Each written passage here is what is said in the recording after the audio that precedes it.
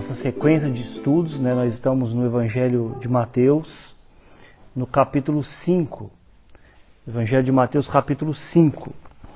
Então eu peço que vocês abram comigo suas Bíblias, Mateus capítulo 5. O nosso texto hoje especificamente é os versículos 13 a 16. 13 a 16. Mateus capítulo 5. Quem está em casa também, abra sua Bíblia aí. E nós vamos então retomar aqui onde nós paramos. A última semana eu estava aí em isolamento por causa do Covid. E na semana anterior, né, eu estava em viagem e o Gessé deu aula aqui. Então, na sequência de nossos estudos, nós temos aqui agora, nesses versículos, né, do 13 ao 16, a postura que devem ter os cristãos em relação ao mundo que os persegue. Porque no nosso último estudo aqui em Mateus, nós vimos os versículos 11 e 12, que mostra, né, que nos falou aqui um pouco sobre o fato das perseguições aos cristãos, em decorrência do fato de nós termos aquelas características das bem-aventuranças, né, então surgem as perseguições. Porém, mesmo sendo perseguidos, os cristãos, eles são essenciais ao mundo, assim como esses dois elementos que nós veremos aqui nesse texto hoje. Porém, antes de prosseguir aqui nosso estudo, eu quero retomar um pouco aqui o contexto, né, de que nós estamos falando aqui, para você não se perder. No início do capítulo 5, nós começamos a falar, no início do capítulo 5, sobre as bem-aventuranças. Porém, essa sessão ela não terminou ainda lá nos versículos 11 e 12. Né? Nós lemos nos versículos 11 e 12. Bem-aventurados sois quando por minha causa vos injuriarem e vos perseguirem e mentindo disserem todo mal contra vós. Regozijai-vos e exultai, porque é grande o vosso galardão nos céus. Porque assim, né, pois assim perseguiram aos profetas que viveram antes de vós.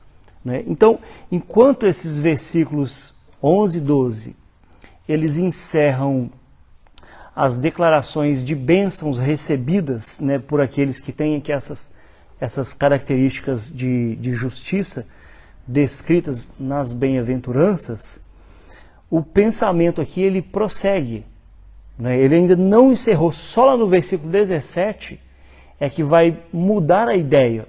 Nós ainda estamos na primeira sessão do Sermão do Monte, né, nesses versículos hoje de 13 a 16. Então a gente vai fazer a leitura aqui, retomar do versículo 1 até o versículo 16, para a gente pegar o fio da meada aqui, tá bom? Abra então comigo no 5, capítulo 5, versículos de 1 a 16, que diz assim: Vendo Jesus as multidões, subiu ao monte e, como se assentasse, aproximaram seus discípulos. Ele passou a ensiná-los, dizendo: Bem-aventurados sois os humildes de espírito, porque deles é o reino dos céus. Bem-aventurados os que choram, porque serão consolados. Bem-aventurados os mansos, porque herdarão a terra. Bem-aventurados os que têm fome e sede de justiça, porque serão fartos. Bem-aventurados os misericordiosos, porque alcançarão misericórdia. Bem-aventurados os limpos de coração, porque verão a Deus. Bem-aventurados os pacificadores, porque serão chamados filhos de Deus. Bem-aventurados os perseguidos por causa da justiça, porque deles é o reino dos céus. Bem-aventurados sois, né, o versículo 10 encerra as bem-aventuranças. Depois entra o versículo 11 e 12, né, que é uma seção à parte também. Bem-aventurados sois quando por minha causa vos injuriarem e vos perseguirem, e mentindo, disserem todo mal contra vós. Regozijai-vos e exultai, porque é grande o vosso galardão nos céus. Pois assim perseguiram os profetas que viveram antes de vós. Vós sois o sal da terra. Ora, se o sal vier a ser insípido, como lhe restaurar o sabor? Para nada mais presta, senão para ser lançado fora e pisado pelos homens. Deixa eu só pontuar aqui. No versículo 10 encerra as bem-aventuranças. Os versículos 11 e 12, nós temos a reação do mundo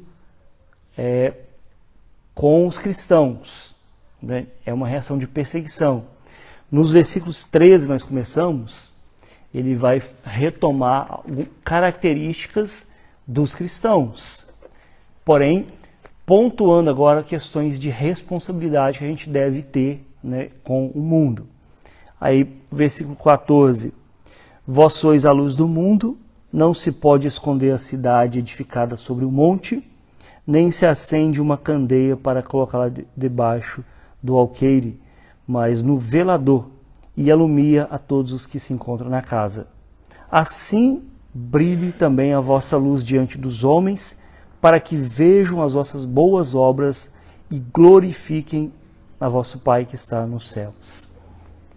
Então, diante desse texto que nós lemos, retomando lá o início do capítulo 5, nós temos aqui uma pergunta para nossa reflexão. Qual é a mensagem do Evangelho de acordo com as nossas vidas? O que as pessoas entendem do Evangelho a partir das nossas vidas?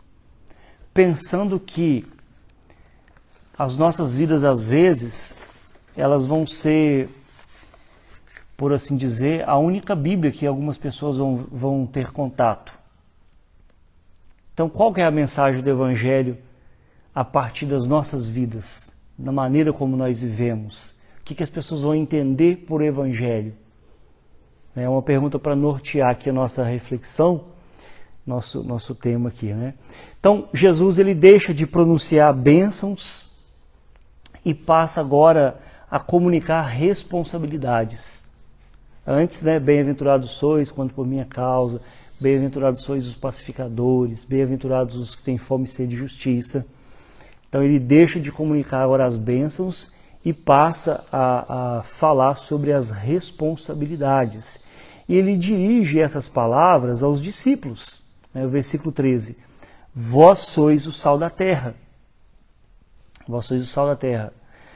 Naquela oração sacerdotal de Jesus em João 17, ele pediu ao Pai da seguinte forma, João 17, versículo 15, não peço que os tire do mundo. Jesus falando, né, pedindo ao Pai, né, em relação aos discípulos, olha, eu não peço que o Senhor tire eles do mundo, não é? E sim que os guarde do mal. Mas Jesus nos ordena a ter uma postura ativa diante do mundo. Enquanto nós somos e estamos no mundo, somos protegidos do mal pelo Pai, nós devemos mostrar a este mundo a presença de Deus através das boas obras, segundo o versículo 16. Encerrando aqui, assim brilhe também a vossa luz diante dos homens, para que vejam as vossas boas obras e glorifiquem a vosso Pai que está nos céus. Então, enquanto nós estamos no mundo, sendo protegidos do mal, sendo guardados do mal pelo Pai, nós temos que ter uma postura ativa. Por que eu estou falando isso?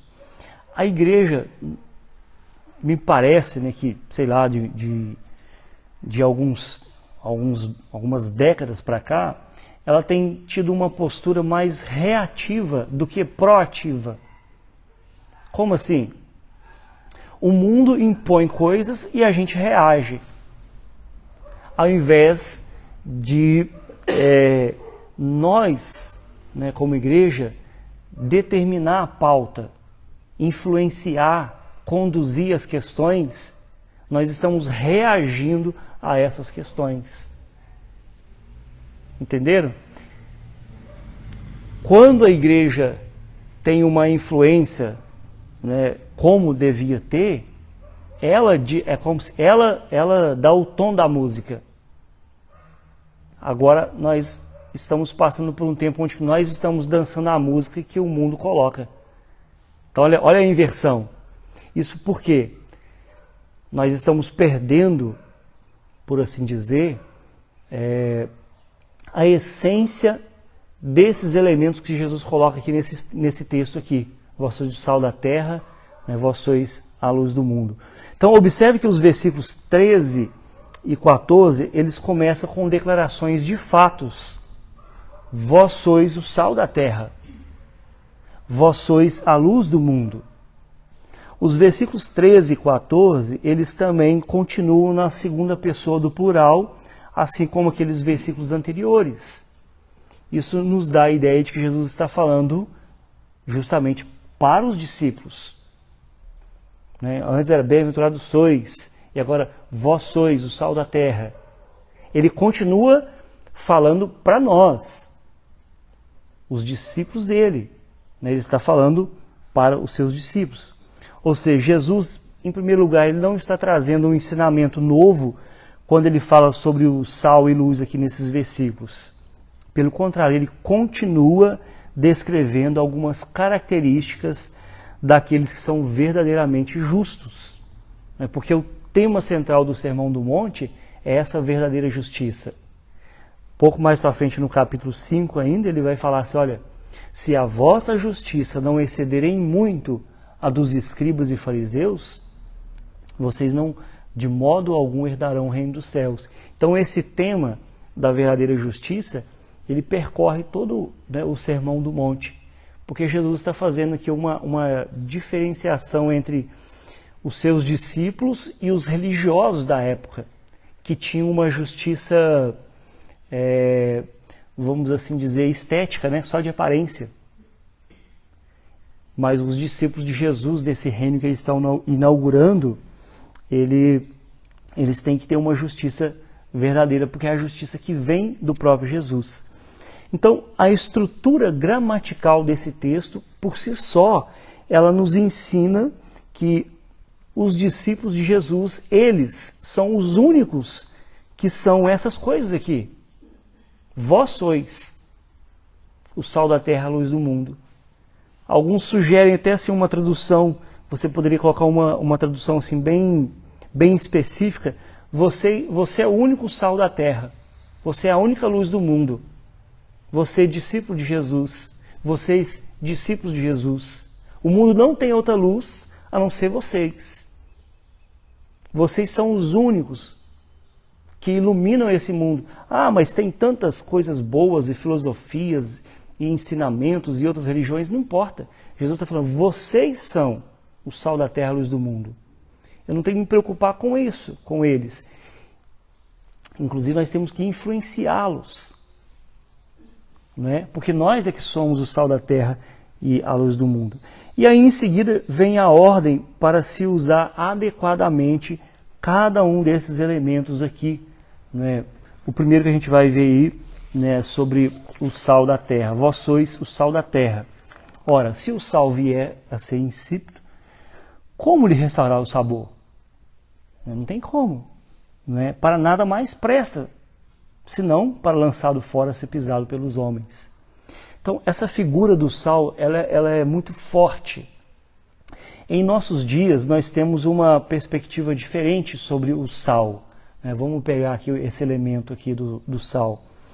A gente tem uma perspectiva diferente da que se pensava naquele contexto no qual Jesus falou essas palavras. Nós usamos ainda hoje o sal de muitas maneiras que eles também usavam. Porém, para nós hoje, o sal é uma mercadoria muito comum, não é? Até muito barata, na verdade, não é? Muito simples. A gente às vezes até esquece de comprar sal, né? É igual quem tem aquela moto Honda Bis que esquece de abastecer porque ela gasta tão pouco, né? O sal, a gente usa tão pouco, né? E ele é tão barato que a gente não dá o devido valor para ele. Claro que a gente esquece que em muitos alimentos que nós compramos existe ali o sal embutido, né? A gente não se dá conta dessa questão. Mas no mundo antigo, o sal era muito caro. Em alguns contextos, por exemplo, os soldados romanos, eles recebiam em sal. Imagina, você vai trabalhar e vai receber em sal. Né? Alguns, inclusive, ligam a palavra salário a sal, né? Etimologicamente falando aí. Dado, né, o valor que era naquele contexto ali. Ele tinha um valor muito alto. O sal no mundo antigo, ele nos dá algumas dicas sobre o que Jesus está querendo dizer com a sua analogia. Uma das primeiras coisas que pensamos é que o sal ele adiciona sabor aos alimentos, ou talvez realça o sabor do alimento. É uma das primeiras coisas que nós pensamos no sal. Uma comida sem sal, por exemplo, é uma comida sem graça, não é? É uma comida sem graça. E esse mundo sem os cristãos é um mundo sem graça, na verdade, sem a graça de Deus. Né? Observe que dá para a gente fazer umas analogias bem interessantes, né, sobre essa questão do sal. E a ideia é que os cristãos deveriam realçar o sabor nesse mundo. Porque o mundo foi criado por Deus. Não é? E tudo que Deus fez não é bom. Não é claro que o pecado afetou, mas não deixou de ser bom, né, as coisas que Deus criou. Então, como função, né, desse sal da terra, os cristãos deveriam realçar o sabor, né, destacar o que há de melhor nesse mundo. O sal também era usado medicinalmente, né,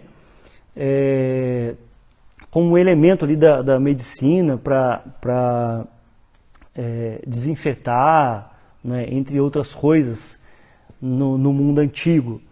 Como tempero também ele era usado como conservante, né? Não tinha geladeira naquele tempo. Então, como que conservava a carne, por exemplo? Com sal. Né? Até hoje nós usamos, né, em carne de sol, né? Aqui tem acho que é o mesmo nome, né? Carne de charque, né? Nós sabemos por causa disso. Hoje, como a gente tem geladeira, né, e tudo mais aí, nós não nos damos conta mais disso. Mas naquele contexto, por causa desses fatores, nós conseguimos entender assim, o valor que tinha o sal. Então, com isso em mente, a gente pode entender que independente se a pessoa naquele contexto era um judeu, um romano ou um grego, eles sabiam que Jesus estava falando. Opa, ele está falando de uma coisa muito importante, de uma coisa que tem valor. Não é? É como se Jesus estivesse falando hoje para a gente assim, vós sois a gasolina da terra. Né? Porque é um elemento essencial, a gente precisa disso, né, nesse mundo. É um elemento básico, não é para alimento, né, mas para locomover, e de alto custo. Né, é um valor alto. Teve uma baixa aí, mas, né, é alto ainda. Né, se a gente pensar, fazendo, vamos assim dizer, uma atualização para os nossos dias. Jesus pega um elemento que tinha um preço alto,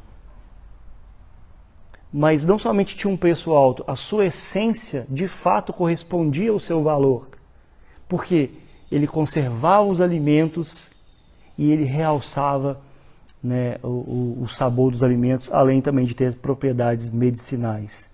Então, a função do cristão como sal no mundo, né, na terra, a gente pode pensar em que sentido? Alguns historiadores, eles dizem que a história intelectual do Ocidente foi salva pela contribuição do cristianismo. Olha que interessante.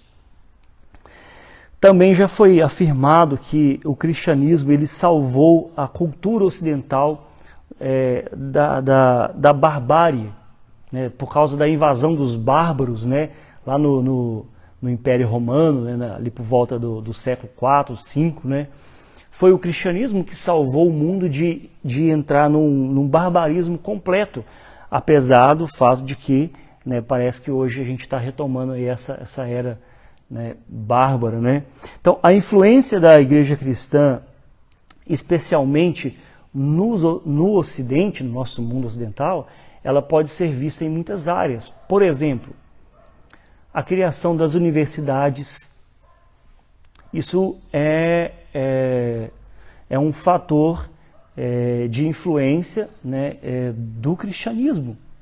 As universidades começaram por causa do cristianismo, para o estudo da palavra de Deus, da teologia, da filosofia, né, e tantas outras disciplinas que foram criadas nas universidades. Além também, a igreja influenciou na arte, na música, na pintura, na literatura.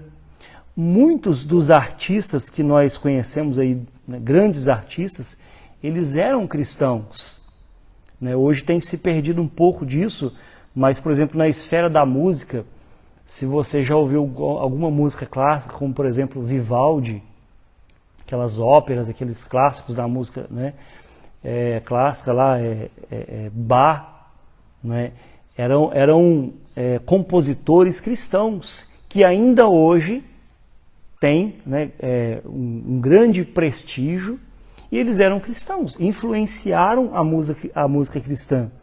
A igreja cristã, por exemplo, começou o movimento de criação de orfanatos.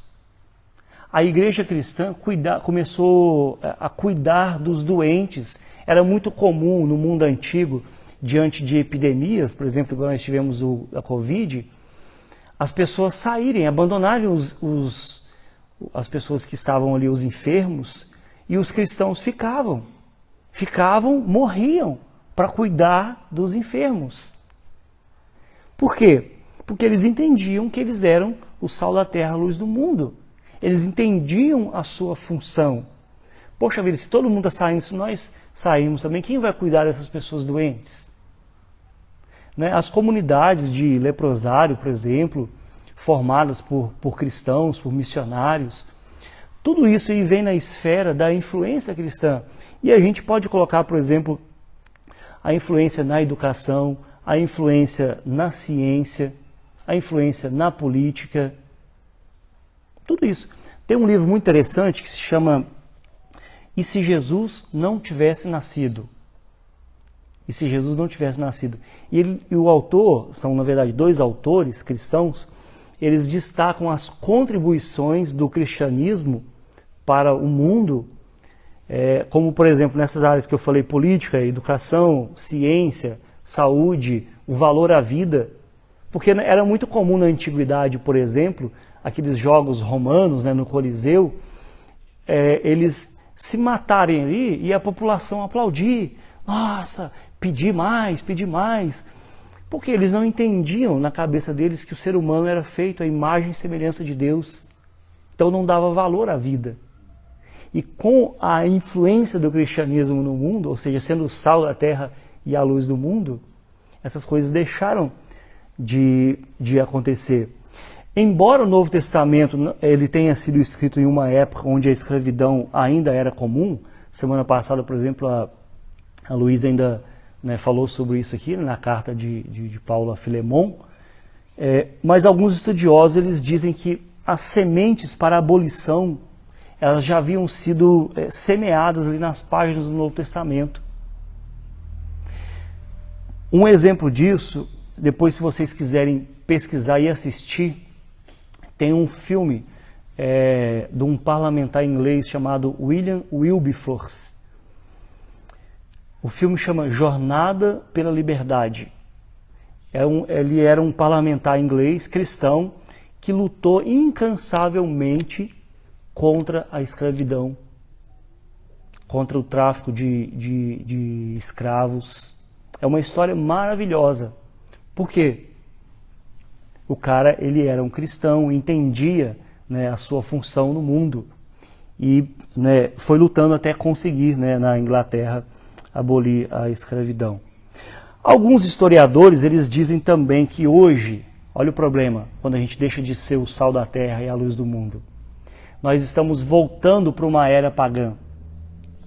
Um claro exemplo disso, uma evidência disso, é o fato de hoje as mulheres, por exemplo, lutarem aí para matar os seus próprios filhos ainda no ventre. Coisas que eram comuns ao mundo antigo e que estão retornando. Estão retornando. Talvez por falta, né, da influência do cristianismo na sociedade de fato. Né? Influenciar em que sentido? O valor à vida, o amor ao próximo, o cuidado com as pessoas. Porque se o mundo vê a gente cuidando, né, é melhor do que o mundo ouvir só a gente falar. Eles precisam verem a gente fazendo isso de fato. Não é? Mas se o sal vier a ser insípido, né, o texto continua, como lhe restaurar o sabor? Para nada mais presta senão para ser lançado fora e pisado pelos homens. Segundo alguns dicionários, insípido quer dizer sem sabor, sem graça, sem influência, podemos dizer. A ênfase aqui está em ser o que você é, não necessariamente fazer alguma coisa. O sal, ele não faz necessariamente, ele é, por essência. Não é? Ele é salgado, não é? Ele conserva. Onde ele está, ele age.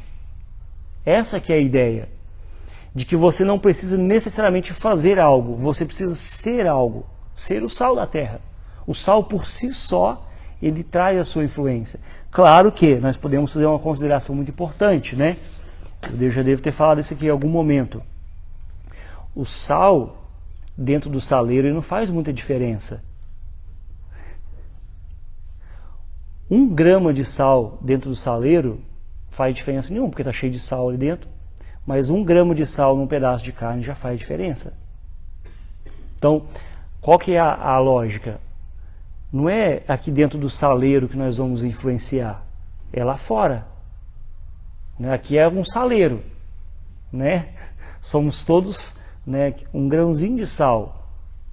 Então, a nossa influência deve ser sentida para além, né, das 4 paredes, para de fato a gente realçar o sabor, conservar o mundo, né, como, vamos assim dizer, um pedaço de carne que está entrando num estado de putrefação, né? Então o sal, ele deve, porque se ele vier sem insípido, se ele não tiver gosto, para que serve? Não serve mais nada, né? E aí nos versículos 14 a 16 nós temos a outra comparação que Jesus faz, né? Vós sois a luz do mundo. Não se pode esconder a cidade edificada sobre um monte, nem se acende uma candeia para colocá-la debaixo do alqueire, mas no velador, e alumia todos os que se encontram na casa. Assim brilhe também a vossa luz diante dos homens, para que vejam as vossas boas obras e glorifiquem o vosso Pai que está no céu. Até aqui vocês entenderam? Do sal? Tem alguma coisa para considerar, para falar? Tá tranquilo? Tá? A gente pode prosseguir então aqui? Sim. Uma curiosidade sobre sal. Naquele tempo o sal não era refinado, né? Eram blocos de sal. E a maior parte do sal vinha do Mar Morto. E aí, quando esse sal ficava muito tempo exposto a chuvas e coisa, como aquele sal não era só feito de cloreto de sódio, mas outros minerais, por conta da chuva ele ia perdendo o sabor do sal, então o sal não salgava mais, né? E aí esse sal que não servia, eles eram usados muitas vezes para construção ou manutenção das estradas. Por isso que ele fala que quando o sal perde o sabor, ele é usado para ser pisado pelos homens. Sim. Porque aquele sal daquele tempo, quando ele ficava exposto ao tempo e não era consumido, ele perdia o sabor mesmo e era usado para a estrada. Sim. Então, uma curiosidade do porquê de ser pisado pelos homens, né? Na nossa sociedade não faz sentido, porque o sal nunca deixa de salgar. Uhum. Porque o nosso sal é refinado, ele é mais puro, digamos assim, né? Sim. Então não faria sentido na nossa lógica, mas faz sentido nesse texto por conta do contexto. Justificar o fato de ser lançado fora para ser pisado pelos homens. Era usado por manutenção ou construção de estrada, porque eram blocos, né? Sim, ele perdia a sua essência, vamos assim dizer. Isso é interessante, essa consideração que o Denis falou, porque hoje você A gente vê algumas coisas aí na sociedade de cristãos às vezes sendo pisado, né, pelos homens. Por quê? Porque perdeu a sua capacidade de, né, a sua essência, né, de fazer a diferença. Né, e aí, para que ele serve? Para ser pisado pelos homens. Né? Fica às vezes exposto demais às tempestades do mundo, e a gente vai perdendo, né, a nossa essência também. Né? E se a gente se alimenta demais daquilo que não é de Deus, ou só daquilo que vem do mundo, né, a gente também vai perdendo essa nossa capacidade de salgar. Então a gente tem que ser usado para aquilo que é o nosso propósito também. Bem interessante a consideração do Denis. Então, novamente aqui pegando, né, a segunda comparação aqui, a ênfase está também, né, a questão da luz aqui, em ser o que você é e não fazer algo. Não é? Você é a luz do mundo. Né? O sal, por assim dizer, ele tem uma ênfase mais negativa, no sentido de preservar da putrefação. Né? Enquanto a luz tem uma ênfase mais positiva, de proclamação. A luz, ela é uma analogia frequentemente usada na Bíblia para a natureza de Deus e, é claro, a natureza dos cristãos. Por exemplo, 1 João capítulo 1, versículos 5 e 7, diz assim a Bíblia: Deus é luz e nele não há treva alguma. Se dissermos que temos comunhão com ele e andarmos nas trevas, mentimos e não praticamos a verdade. Mas se andarmos na luz, como ele mesmo está na luz, temos comunhão uns com os outros e o sangue de Jesus nos purifica de todo pecado. Então, Deus é luz. A luz na Bíblia frequentemente é utilizada ali como uma analogia para descrever a natureza de Deus, o que Deus é. Jesus, certa vez, em João 8, ele disse assim: eu sou a luz do mundo. Quem me segue não andará em trevas, pelo contrário, terá a luz da vida. Então, nas palavras de Jesus, não há dúvida de que ele é a verdadeira luz que ilumina os homens. Porém, um pouco mais adiante, nesse mesmo texto de João, né, João capítulo 8, capítulo 9, Jesus vai dizer também: olha, enquanto eu estou no mundo, eu sou a luz do mundo. Isso porque Jesus sabia que ele estava partindo para o Pai. Não é? Então, enquanto ele estava no mundo, ele cumpriu a sua missão. Né? Ele é a luz do mundo. E ele trouxe o quê? Ele trouxe luz onde havia escuridão.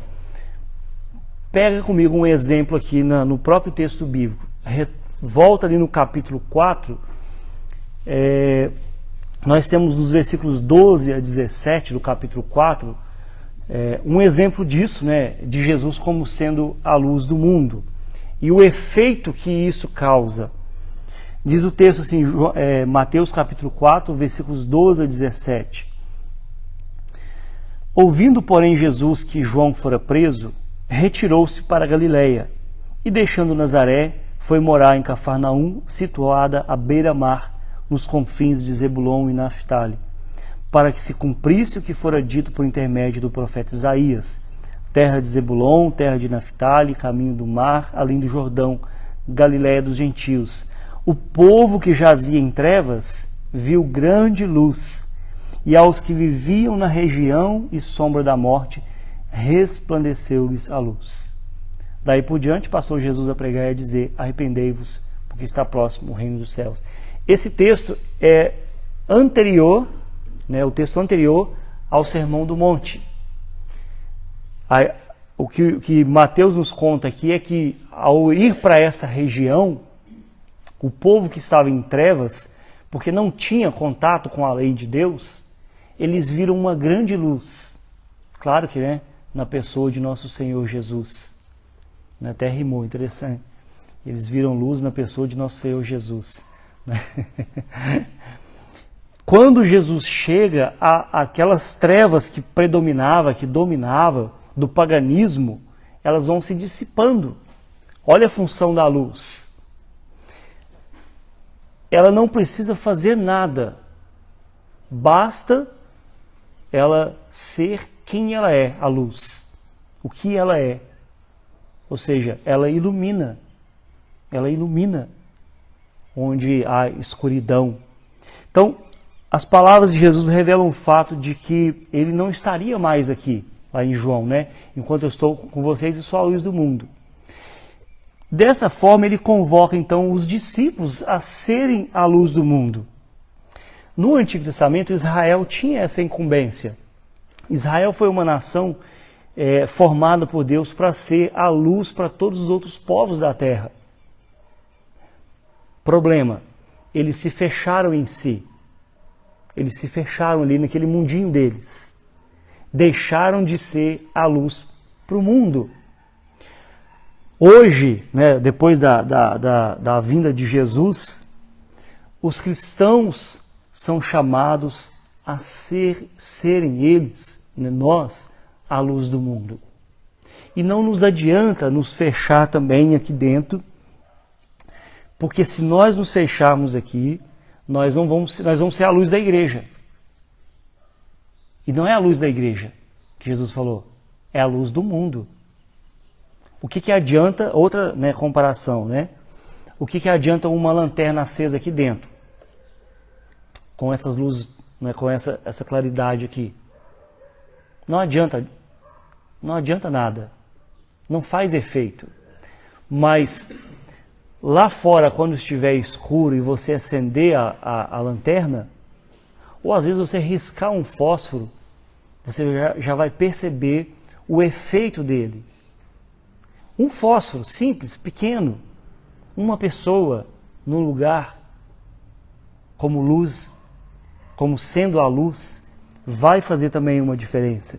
Isso porque o mundo, naturalmente, é um lugar escuro, ele não tem luz própria e ele precisa, né, comparando-se com elementos naturais, de uma luz externa. No sentido de reino de Deus, nós é que somos essa luz que ilumina o mundo. E Jesus vai dizer nesse contexto aqui que essa luz são o quê? As boas obras, né? O versículo 16.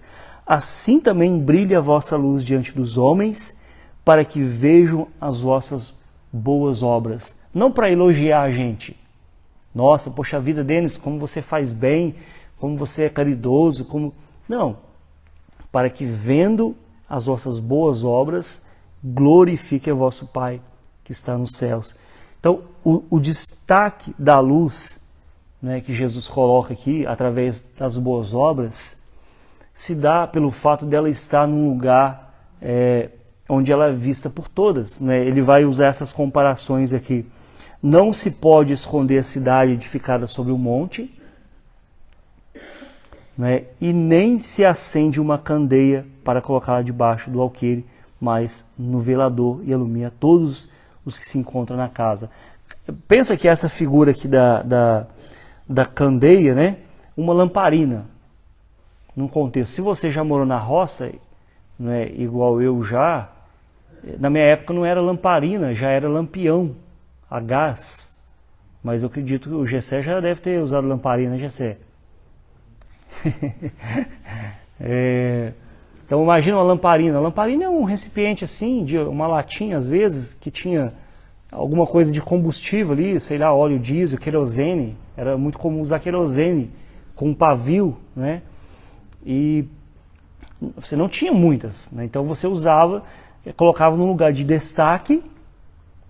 Por quê? Porque ali ela iluminava a casa toda, né? E aí o interessante aqui, olha, não se acende uma candeia para colocar debaixo do alqueire. O alqueire é como se fosse um balaio, um balde, mas você coloca ela no velador e ilumina todos que se encontram na casa. A palavra casa aqui, ela tem a origem, é a mesma palavra para mundo. Para mundo também, no sentido da nossa casa no mundo, nosso habitar, né? Então, Jesus está falando, olha, você acende a lamparina e você coloca num lugar de destaque, no lugar onde ela vai iluminar a todos. Você não coloca ela debaixo. Daí a nossa necessidade de iluminar o mundo, não se fechar. Na Idade Média, por exemplo, a igreja, com medo de ser corrompida pelo mundo, criou os mosteiros. Não, vamos sair do mundo. Olha, como que você sai do mundo? O mundo vai ficar em escuridão. Eles criaram os mosteiros, tempos antigos também, criaram aquelas comunidades no deserto para não se contaminar com o mundo. Mas não é essa a nossa função, segundo o texto, segundo aquilo que Jesus fala aqui. Então, usando essas figuras aqui de linguagem, né, uma cidade edificada sobre um monte, ou a candeia, Jesus nos mostra aqui a impossibilidade dos cristãos ficarem escondidos, camuflados, imperceptíveis no mundo. Eu sempre falo de crente agente secreto. Ele está no trabalho, mas ninguém sabe que ele é um cristão. Às vezes ele se camufla tanto que ele se parece com um não crente. Porque está tão camuflado. Sabe, eu não estou falando que você tem que vestir uma roupa de crente, não. Eu sou totalmente contra esses estereótipos, sabe? Essas coisas assim mulher não usa isso, homem tem que usar assim. Não é esses estereótipos, é pela essência. Você não precisa se destacar porque você usa um tipo de roupa. Você precisa se destacar por aquilo que você é, um cristão, um seguidor de Jesus.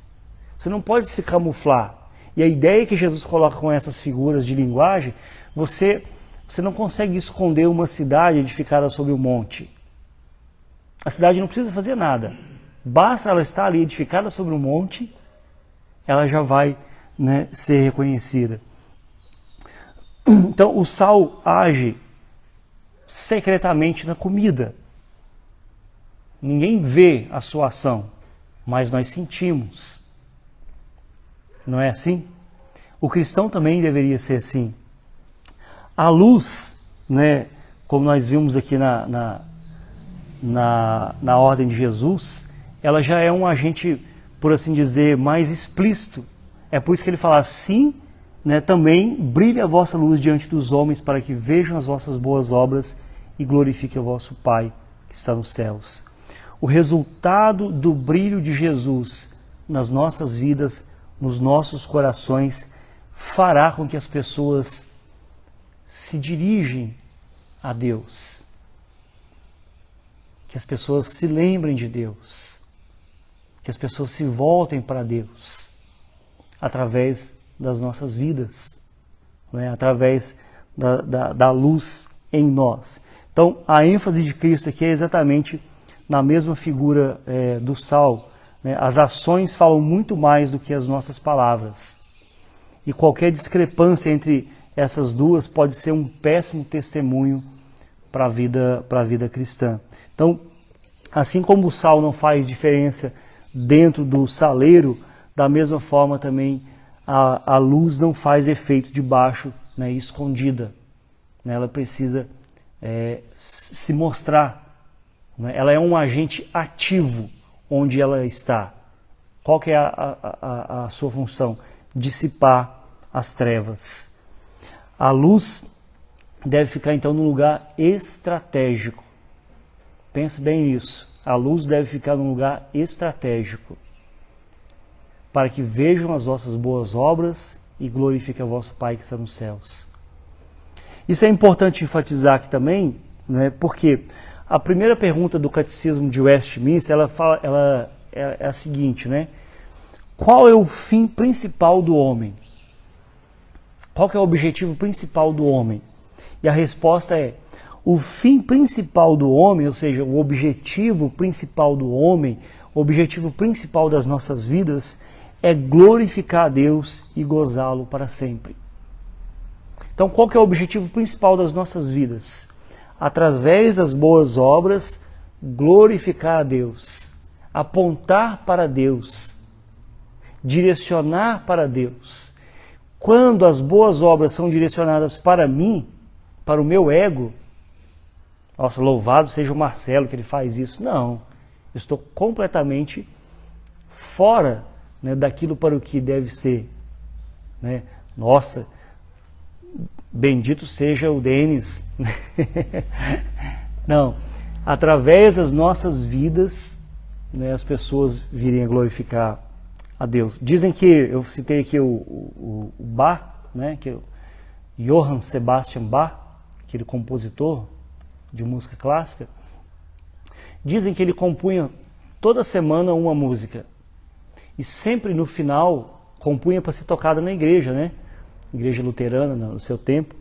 No final ele sempre encerrava com uma inscrição assim: Soli Deo Glória. Somente a glória para Deus. Né? As suas obras são conhecidas no mundo todo.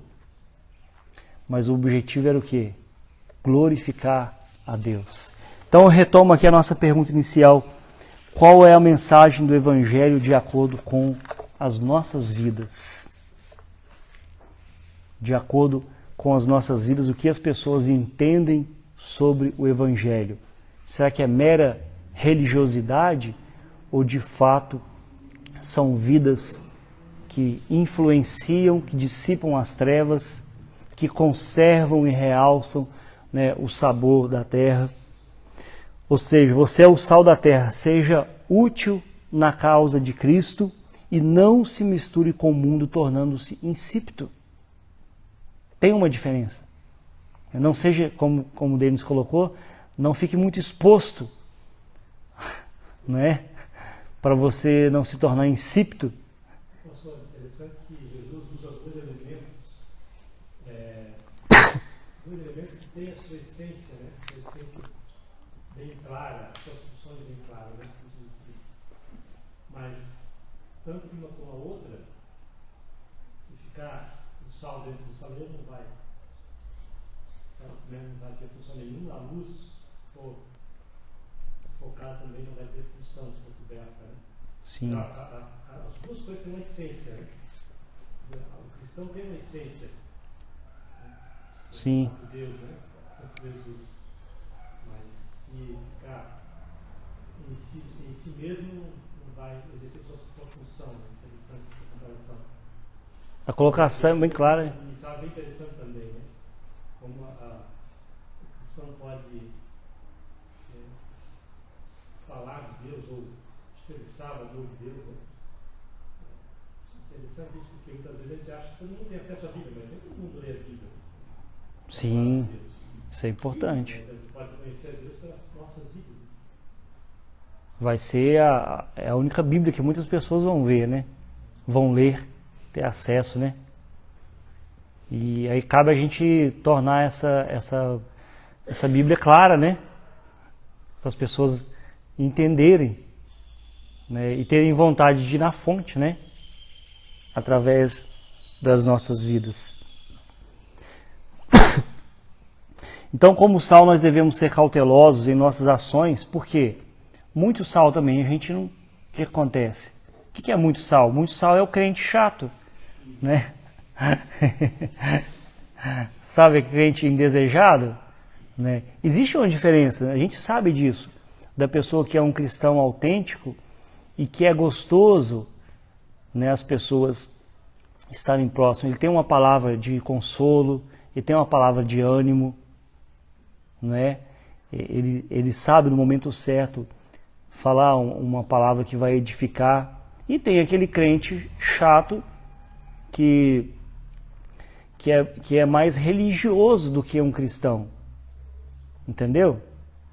Ah, crente não faz isso, crente não faz aquilo. Destaca só as questões negativas. Só as questões negativas. Então a gente tem que... Porque muito sal, do mesmo jeito que a gente não gosta de uma comida sem sal, sem graça, muito sal também ninguém gosta, né? E pode levar, inclusive, a matar a pessoa, né? Aumenta a pressão, né?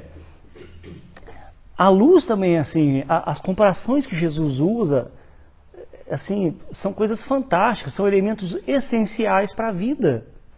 Elementos essenciais para a vida. A luz é essencial para a vida. Mas você já ficou na frente de um refletor, por exemplo? Como que ele ofusca a nossa visão?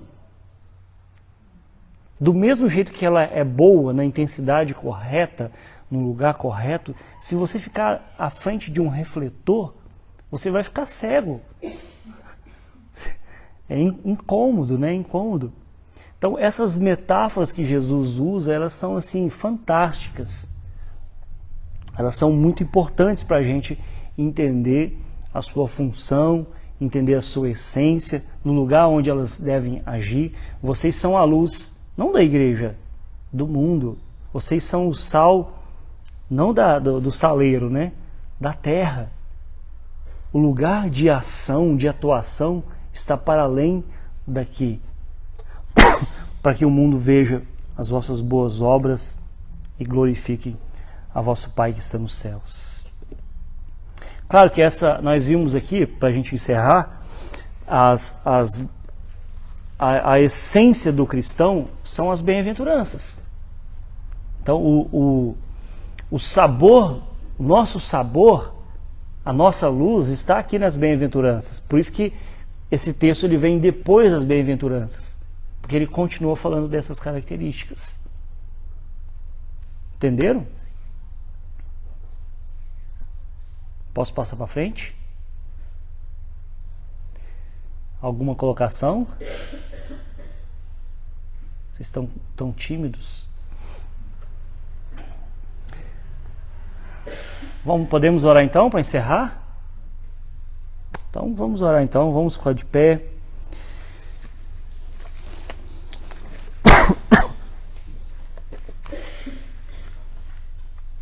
E prosseguir. Como nós estamos precisando ser o sal da terra, a luz do mundo, meus irmãos. Como nós estamos precisando. O mundo está em escuridão, densas trevas. Densas trevas. A gente precisa saber quem nós somos e como agir. Como o mundo está perdendo, né, o sabor, né, por falta do sal, né, está entrando num estado de putrefação, porque não tem o sal para conservar. As coisas boas que Deus fez, né? Deus fez todas as coisas. E ele falou assim, ele não falou assim, ó, isso é bom, isso é ruim. Não. Isso é muito bom. Eis que isso é bom, né? Deus avaliando a sua obra. Então a gente deve repensar aí a nossa postura no mundo como esses agentes aí que são ativos, né, por essência, e conservam o mundo, tiram o mundo da escuridão. Oremos então.